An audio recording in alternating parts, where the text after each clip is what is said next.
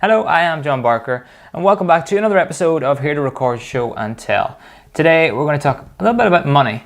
Nothing too specific about what I charge or what other people charge out there, but I just want to give you some thoughts, get some thoughts brewing about what you should charge if you do this kind of work, film conferences and that kind of stuff. I'm just going to work through a kind of an example and then talk about a few more specifics and add-ons that you might want to think about.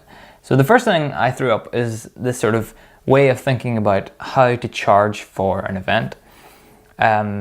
Let's say this is your main source of income and you want to be on a salary of about 30,000 per year. That's a good way to think about it. Start with the kind of the rough salary that you want to take at the end of the year and then just go from there. So some quick maths would be that 30,000 per year, and you did one conference per month. Let's say you make about 2,500 per conference in that case. That conference lasts for 3 days, which is 2 days of filming and 1 day of editing. So that's a 3-day conference. That means that per day, you're looking at about 833 per day. If you take it as a full year's salary, 30,000, and you bring it right the way down to per hour, that's about 105 per hour. Let's say you were a little more popular than that, just as a quick experiment of numbers. You do 2 conferences per month, and then you would charge, let's say, around 1,250 per conference. That means that a 3-day conference would cost you about 415 per day, and per hour that's about 52 per hour, which I think is a pretty good price per hour. If you're doing 2 conferences per month, and that's your main source of income, that means you'll equal around about 30,000 a year, which is a decent salary, obviously. So as a thought experiment, that's a pretty good way to think about it. Start with your end salary, your end goal, and just kind of work your way back from there. If you can get 1 conference per month, you're probably going to have to charge a bit more. If you can get 2 conferences per month, then you can bring that cost down. You're going to have to find the juggling act between how much to actually charge and how much will people pay, but you'll know in your area. After a few times, you'll know if you're charging too little or too much based on feedback from the customers, or just if no one's buying the experience, then you know that maybe it's too much. So I'm not going to be specific about numbers, like I said, because you live somewhere different than me, and your prices, I'm sure, will vary. It could be double the price, half the price, who knows? But I think that's a good place to start. How much you want to make per year, take that down per conference, take that down to per hour, and you can see a rough estimation of what you might have to charge your clients. So going from there, the next thought is what kind of stuff that you might want to throw on top of that. So this is kind of a base price, I would say. In this case, you're charging for your time, so per day of filming and editing, that's what it'll cost. Then you might want to throw some extra things on top of there. A few things that come to mind for me would be the travel costs, how much it costs you to get to the place. I do a lot of my conferences not in the country I live, so I have to fly and I have to stay in another country. So I'll factor that into the price as well. Do they want highlight reels of the conference and an interview section? These things will take you extra time to maybe not film because you'll be there on the day, but you'll have to take an extra half day to edit a highlight reel of the conference or some interviews of the conference. So that's something to consider. Think about how long it might take you to edit these things, how long it might take for back and forth between edits and revision edits. There's an extra half day to 1 day full of editing to do, and then you can just take the price that we talked about earlier, which was £50 per hour or 100 per hour, and then just figure out what that will cost you and what that will cost the client, and put that on the quote that you send them. They want captions on their finished videos. So you're not going to do it by hand unless you have those skills. Perhaps you do, but you might want to outsource that to a company. I have used rev.com before, which is a great service for sending off a video file or sending a link to YouTube, and then they send you back an SRT file or a transcript and all that kind of stuff. So you're going to be the person in the middle of that, and it's going to take you time to go onto Rev, for example, to send off the video links. Then they'll send you back the files. Then you'll have to put those SRT files into the YouTube. It's going to take you time to do that. It may not take you a full day to do it, but it'll take you some time.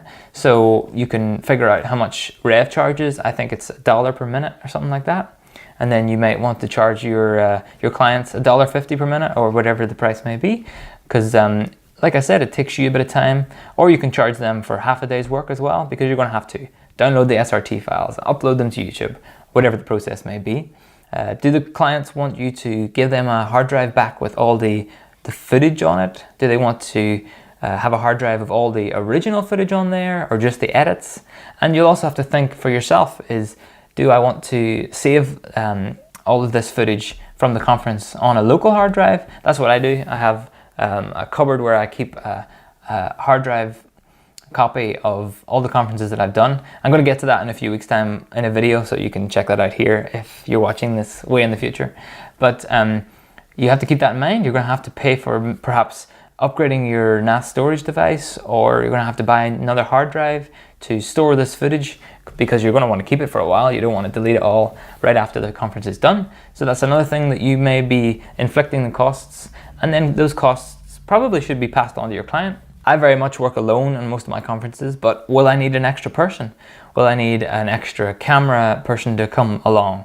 Or will I need somebody to come help me photograph for the day?